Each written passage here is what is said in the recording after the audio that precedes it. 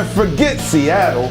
The real Seahawks reside at St. Mary's College as the 16th ranked Seahawks welcomed in 14th ranked Wesley College. We pick it up late with under a minute remaining in the second half. Sophomore forward Troy Spurrier gets 3 points the old-fashioned way, tying the game at 71 apiece. Spurrier led all scorers with 18. Seahawks down 3 now with 16 seconds remaining. Senior Brendan McFall can't get a quality shot off though as St. Mary's falls in a heartbreaker, 75-72 to Wesley College. Coach Crystal Gibson and the Lady Seahawks looking to avenge the men's loss as they battle Wesley as well.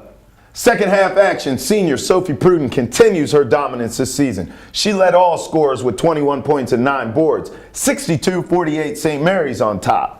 Later, junior guard Sarit Trusky finds my favorite player, Shauna Lewis, inside for the and one bucket. Lewis, 17 points and 9 boards, silky as St. Mary's cruises 73-57 over Wesley. Let's jump to Leonardtown High School now, home of the Raiders, as the ladies battle La Plata. We just get it. And Maddie Bennett was ready to get her roll on with the shooter's bounce.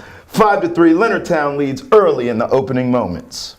And then the AALIYAH Field show began, and it was prime time. This girl was all over the court. It was like she was playing PlayStation or Xbox against a poor La Plata defense. AALIYAH, you're a firework. Come on, let your colors burst. Don't take my word for it. Take a listen to what she had to say. I feel like everyone has a night where they're the ones that spark up the good plays and everything, but I think tonight that was probably my night, and it was definitely a collective effort from a lot of people on the team, Angie as well, defensively, and the whole team played really well tonight, and we played with a lot of energy, and that's how we got the win. Channel 10, AALIYAH Fields, we're out of here.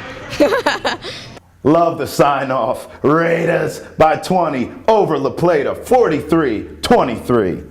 I think this season was it's going to be like our best one because we've been with each other for the past 4 years, and we know how each other plays and things like that, and we're really all pretty much a family, so we know each other, and it's fun.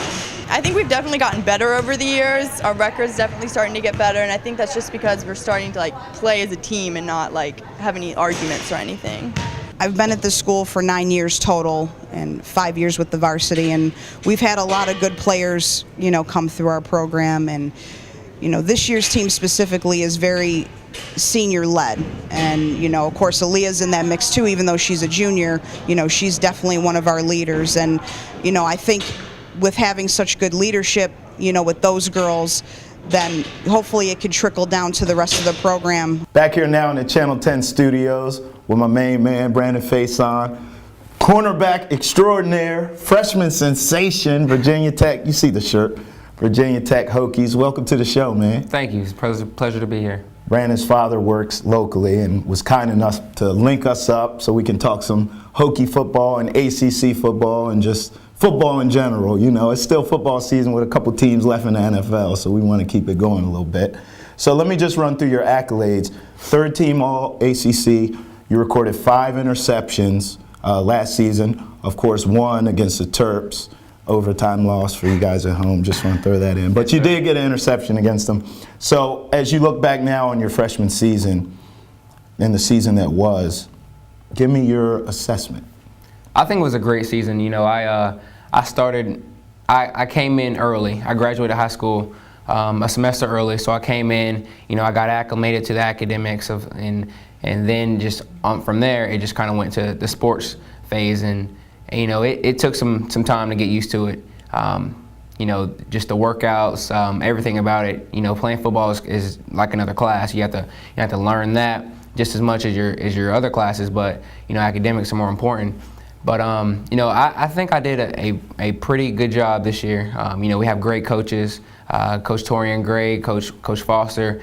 Our at Virginia Tech, we're a family. So it was a pretty good season, through the ups and downs, injuries, and everything like that. But I think I had a pretty good season. So let me touch on 2 things you mentioned: academics and the workouts. Division I program. Just talk a little bit about the transition you made, both on and off the field, from high school academics and playing high school to the Division I level. Well, from going high school to college, it's a big jump. my dad, he pushed it that I leave early. He thought it would be better for me. And of course, at that time, I wanted to enjoy my senior season, my senior year in high school. But I fought with him, but he pushed it, and I got on board. So when I got to Virginia Tech, I loved it, and he always brags on me. He always talks about he was always right, and I give him credit for that, and I thank him for that. The biggest jump is just getting acclimated. Academically, the classes are a lot. They're not easier, but you have a lot more time to deal with classes. It's basically on you, responsibility. Whether you go to the class or not, whether you study or not, your parents are not there as much anymore. So it's all on you. The tests are a lot harder, especially for me. But I'm a pre-med major, biology. So I want to help people. I want to enter dentistry or cardiology. So that's what I want to do. And I knew that going in, that it was going to be hard, and it was hard as soon as I walked in. And just learning the information. I had to call my father and my mother and just get tips from him about how to study, because I never really had to study in high school. And then that came along. I had to learn how to study when I got to college. So I transitioned well from the academic point. Now for the football point, that was a lot harder than I expected. In high school, you can kind of get away with not knowing everything, and the technique-wise and everything of that nature. You just have to be really athletic, and the coaches see something in you, and then they bring you up, and then they just polish you. I was a wide receiver mostly in high school. Then I switched to defensive back, I think my 11th and 12th grade year.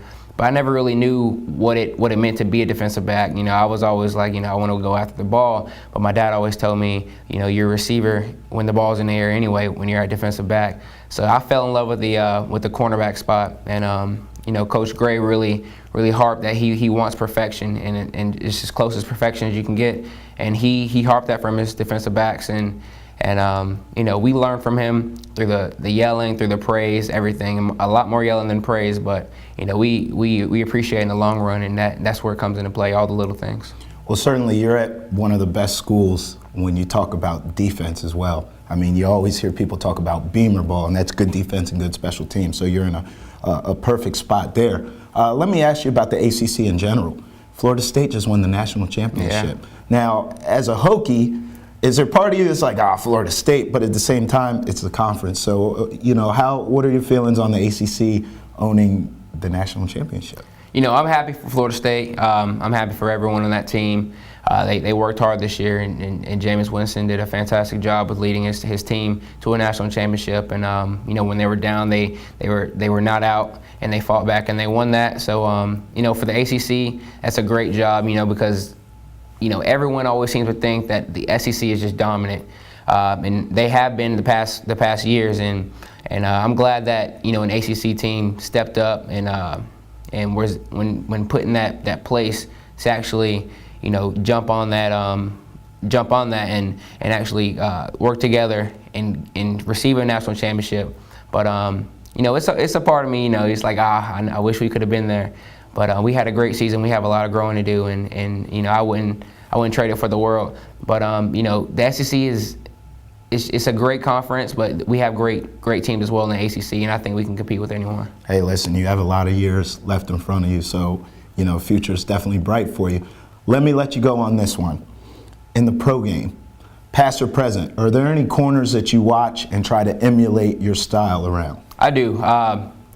Specifically, Richard Sherman and Aqib Talib. They're big, tall, long corners with speed, and they can match up with anyone in the country. So, when they're facing bigger, taller receivers, stronger receivers, they're right there with them, and they have a lot going for them, seeing that they're taller and they're bigger and they're long, and they can match up well with anyone.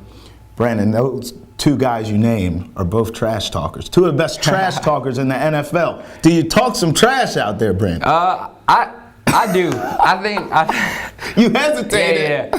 Dad's over there watching. In high Dad school, is class personified, so he's being careful with what he's saying right now. In high school, I didn't talk a lot of trash, and when I got to college, it was different because there's a lot of people that talk trash, and And you know, there was one game, I think it was against North Carolina, and the receivers, they have great receivers. The receivers were just talking trash.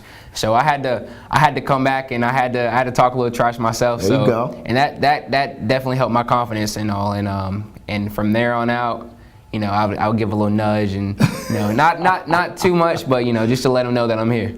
Well, thank you for coming on my show and talking some trash today, Yes, sir. man. Thank you for watching.